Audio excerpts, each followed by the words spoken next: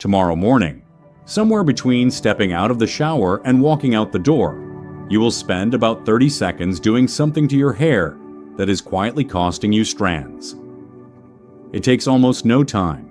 You have done it every day for decades without a second thought, and it happens during the exact window when your hair is at its most fragile of the entire day. Here's the arithmetic that made me want to make this video. 30 seconds. Over 20 years, that is 60 hours of the single most damaging handling your hair receives, all concentrated into the few minutes when it is least able to withstand it. And the reason nobody connects it to their thinning is that the damage never arrives as an event. It arrives as a slow, invisible subtraction, a few strands at a time, for 20 years. Stay with me, because number one is a habit almost everybody has. It does two different kinds of damage at once, and I have not heard a single person be warned about it. Your doctor has probably never mentioned it, not because they are hiding it, because appointments are too short, and nobody asks about your mornings. I'm Dr. Alan Brooks. I have spent 35 years as a board-certified dermatologist, focused on hair and scalp, and more than 10,000 patients have sat across my desk. And I want to tell you what changed, how I ask questions. For years I asked patients what products they used, and I got a list of bottles. Then one day, almost on a whim, I asked a woman to talk me through her morning, minute by minute, from the shower to the front door. What she described in 90 seconds contained 4 separate things that were breaking her hair, none of which she thought of as anything at all, because they were not decisions. They were the way she had always done it. I have asked that question ever since, and I have almost never been disappointed by the answer. This channel is where I say what I never have time to say in a 15-minute visit. Maybe you have been looking in all the expensive places, the serums, the supplements, the shampoos. You have blamed your age and your genes, because those are the explanations you have been offered, and it has genuinely never occurred to you that the problem might be a movement you make with a towel, because that is not a product, and it did not cost anything, and nobody ever suggested it mattered. I understand entirely. Nothing about your morning routine came with instructions, so let me explain the window, because it is the reason everything on this list is concentrated in the morning. Your hair fiber is built from long protein chains held together by 2 kinds of bonds. There are strong permanent bonds that give the strand its fundamental structure, and there are weaker temporary bonds, called hydrogen bonds, that are constantly forming and breaking, and those are what hold your hair in whatever shape it is currently in. Here is the crucial fact. Water breaks hydrogen bonds, all of them, immediately. So the moment your hair is soaking wet, a huge proportion of the internal scaffolding holding that fiber together is simply gone until it dries. On top of that, the fiber absorbs water and swells, which forces the cuticle, the protective outer layer of overlapping scales, to lift away from the shaft rather than lying flat. So picture the difference. Dry hair is a rope with its sheath closed tight and its structure intact. Wet hair is that same rope, swollen, with the sheath standing open and much of its internal binding temporarily dissolved. Research has found that hair in this state can be dramatically weaker and can stretch and snap at a fraction of the force it would tolerate when dry. That is the window. And the tragedy of the modern morning is that it is precisely the window in which we do all of our roughest handling. Because we are wet, we are rushed, and we want to get out of the door. The good news is that every single thing on this list is free to fix and takes no extra time. And unlike almost everything else on this channel, you will see the difference in weeks rather than months. So let us go through the 5 from least to most damaging. But first, let me explain why this matters far more at 60 than it did at 30, because the same habits genuinely cost you more now than they used to, and that is not your imagination. 3 things change with age, and they stack. First, your scalp produces less of its natural protective oil, called sebum, which was the coating that used to shield each strand from friction and keep it flexible. Less of that coating means every strand is more exposed to exactly the handling we are about to discuss. Second, the hair fiber itself becomes finer as follicles gradually miniaturize over the decades, and a thinner fiber has less tensile strength, so it takes less force to snap it. And third, and this is the one people never think about, your hair grows more slowly as you age, which means every strand you break takes longer to replace. So you're handling a more fragile fiber with less natural protection and repairing the damage more slowly. The same towel, the same comb, the same 30 seconds you have been doing since you were 25 now cost you considerably more than it used to. That is why habits that seemed harmless for decades can start showing up in your mirror in your 50s and 60s without anything about the habit itself having changed. Number 5 is the temperature of the very last thing that touches your scalp. Most people finish their shower on the same hot water they started with because it feels wonderful, and then step straight out. Two things are happening. Hot water strips the natural oils from your scalp and hair, which is the barrier keeping moisture inside the strand and keeping the scalp calm, so you are leaving with your protection removed. And warm water keeps those cuticle scales lifted and open. So you exit the shower with an unprotected scalp and hair whose outer layer is standing wide open, ready to lose moisture and catch on everything it touches. The fix costs you 15 seconds and nothing else. Turn the water cool for the last stretch, just cool enough to notice, and let it run over your scalp and down the length. Cool water contracts and flattens those scales back down, sealing the fiber before you handle it. It is the single cheapest improvement to shine and manageability that exists, and almost nobody does it because the last thing anyone wants at 7 in the morning is cold water. 15 seconds. It genuinely changes how your hair behaves for the rest of the day. Number 4 is the towel, and I will keep this short because I know some of you have heard me on it before, but it belongs in the morning sequence, and it is too important to skip. Rubbing a rough, terry towel vigorously back and forth over hair that is in the fragile state I just described is the most mechanically abusive thing most people do to their hair all day.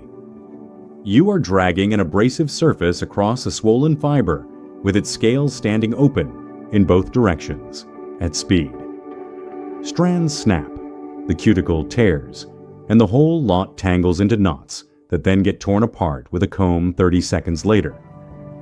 The fix is a change of motion rather than a change of equipment, though both help.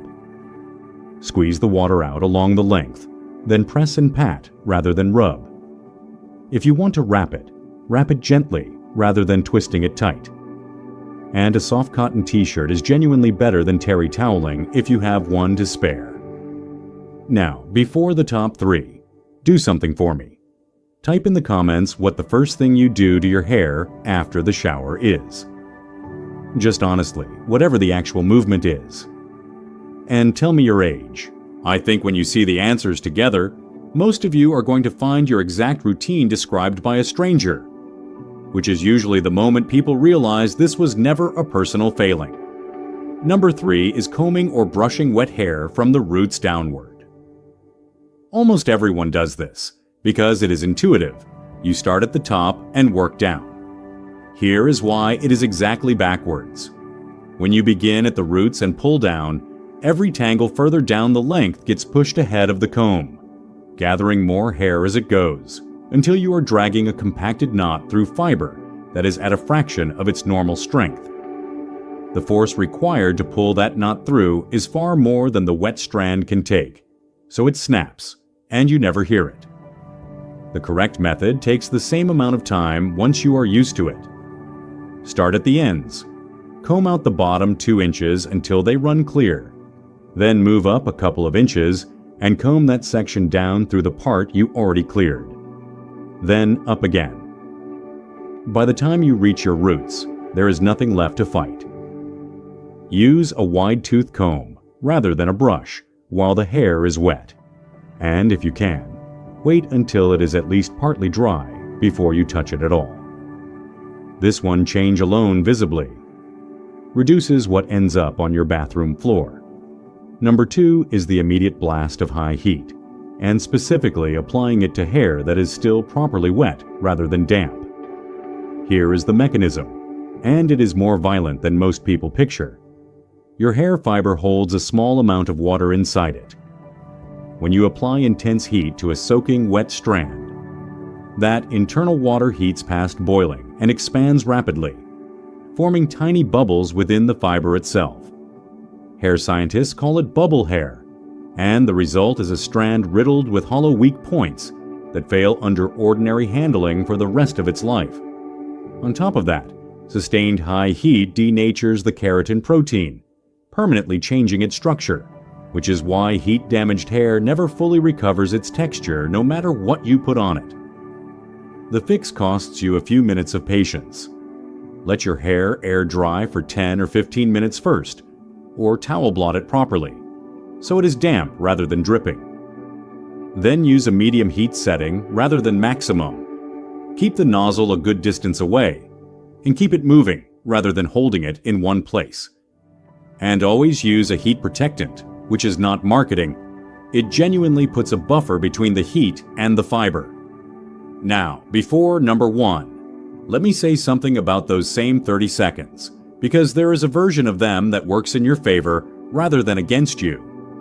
30 seconds to 2 minutes of massaging your scalp with your fingertips, moving the scalp over the skull rather than sliding across the hair, genuinely increases blood flow to the follicles. And research suggests consistent daily scalp massage can improve hair thickness over time. It is the highest value thing you can do with that window, and it costs nothing. If you want to make it a treatment rather than just a massage, that is when a topical goes on. And the botanical actives with the best support are rosemary for circulation and saw palmetto for the hormonal pathway, alongside castor oil. You can blend those yourself, and I have a video with the exact ratios. Or if you would rather, it was already made and sitting on the shelf so you actually do it every morning. There is a botanical ritual called radix, built on exactly those 3, designed as a 2-minute daily routine. It is botanical, no minoxidil and no finasteride, and it is backed by a 90-day money-back guarantee. It is designed for men, but the formula works for anyone. You will find it linked in the description, or point your phone at the code on screen. And now number 1, the habit I have almost never heard anyone be warned about, and the one that does 2 separate kinds of damage at the same time: putting your hair up or putting a hat on while it is still damp. Think about how common this is. You're running late, your hair is not dry, so you tie it back or clip it up or pull a cap on and head out. Here's the first problem. You're applying sustained mechanical tension to hair in the weakest state it will be in all day, and holding it there for hours. Every strand under that tie is being stretched and held while it has none of its usual structural support, which is why so many people have breakage at one consistent height, exactly where the tie sits. And over years, that repeated pulling does something beyond breaking the fiber. Sustained traction on the follicle itself can, in time, damage it, and traction alopecia is a genuine, recognized condition, particularly along the hairline and temples, where the pull is greatest. Now the second problem, which almost nobody knows: a damp scalp, held under a hat or beneath tied-up hair with no airflow, is a warm, humid, enclosed environment for hours. That is precisely the environment in which Malassezia, the yeast that lives on every human scalp, overgrows. And Malassezia overgrowth drives flaking, itching, and low-grade inflammation around the follicle, which pushes hair out of its growth phase early. So one 30-second decision, made in a rush, delivers mechanical traction and an inflammatory scalp environment simultaneously, every single working day, for 20 years. Let me tell you about Karen, 61, a patient of mine, who came in about thinning at her temples and a scalp that had itched and flaked for as long as she could remember. She had treated the flaking with medicated shampoos for years, with only partial success. When I asked about her morning, she described tying her damp hair into a clip on her way out the door every weekday since she started working. We changed nothing else at all. She began drying her hair properly before tying it and switched to a loose fabric tie. The flaking settled within about 6 weeks, and the breakage at her temples stopped getting worse. 2 problems, 1 habit, and she had never once suspected it. The fix is simply this: dry your hair before you tie it or cover it. If you genuinely cannot, tie it loosely rather than tightly. Vary where the tie sits, so the tension is not always in the same place, and let it down as soon as you can. So here is exactly what your morning looks like from tomorrow, and none of it takes extra time. Finish your shower with 15 seconds of cool water over your scalp. Squeeze and pat your hair dry rather than rubbing it, using a soft towel or a cotton t-shirt. Give it 10 or 15 minutes to air dry before you touch it with anything. Then comb it from the ends upward with a wide-tooth comb, never from the roots down. If you use heat, use it on damp rather than wet hair, on a medium setting with a protectant. Spend 30 seconds to 2 minutes massaging your scalp with your fingertips, and do not tie it up or cover it until it is dry. 2 practical notes. First, do not try to change all 6 at once tomorrow, because you will keep it for 3 days. Take the 2 easiest, which for most people are the cool rinse and combing from the ends up, and let those become automatic before you add the rest. Second, take a photograph now of your hair at the ends and along your part in good light, because the improvement here shows up faster than almost anything else, and you will want the comparison. One thing, doctor to viewer. Everything here is about reducing avoidable breakage and scalp irritation, which is genuinely worth doing, but is not a treatment for hormonal or medical hair loss. If your hair is thinning in a pattern, at the crown or the temples, or coming out from the root in large amounts, or falling out in patches, that points to causes no towel technique will fix, and it deserves a proper evaluation. And if you have persistent redness, tenderness, or areas where the scalp looks smooth and shiny, please see a dermatologist in person promptly. I am a doctor, but I am not your doctor. Now, one last honest word, and it is the reason I think this is one of the more useful videos I have made. Almost everything else we discuss on this channel asks you for months of patience before anything changes, because you are waiting on the hair cycle. This one does not, and that is genuinely unusual. You are not growing new hair here. You are keeping the hair you were already growing, which you have been snapping off before it ever reached full length. Stop breaking it, and it stops breaking immediately. And within 2 to 4 weeks, your hair looks fuller and behaves better because the strands are surviving instead of failing halfway down. That is not a small thing when you have spent years assuming the loss was inevitable. And if you want to use those same 30 seconds to build, rather than merely to stop destroying, the massage and the ritual are in the description. Because this was never only about hair. It is about noticing the things you do on autopilot and asking, for the first time in decades, whether they are working for you or against you. So try it tomorrow morning and come back and tell me in the comments which of the 5 you recognized in yourself. Type your age too. I read every single one. Take care of yourself. I will see you in the next one.